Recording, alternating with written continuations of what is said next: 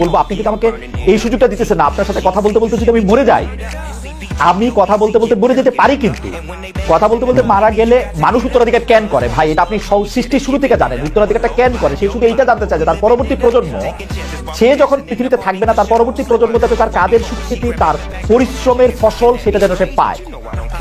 আপনি যদি খালেদ ভাই আমার সাথে কথা বলতে বলতে মারাও যান, তাহলে আপনি তো এটা জানেন যে আপনি আপনার কন্যা সন্তানকে, একমাত্র কন্যা সন্তানকে সব সম্পত্তি দিয়ে যেতে চান। এটা তো আমার সাথে কনভারসেশন শুরু হওয়ার আগে থেকে আপনি জানেন। তো আপনি কেন লিখে দিচ্ছেন না?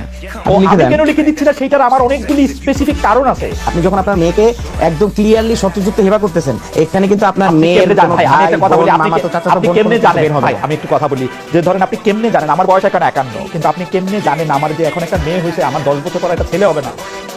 আমি যে ওরা এখন হেবা করে দিয়ে দিব, 10 বছর পর আমার ছেলে হইলে আমি কি করবো? আপনি তো মারাই যাচ্ছেন, ছেলে কেমনে হবে?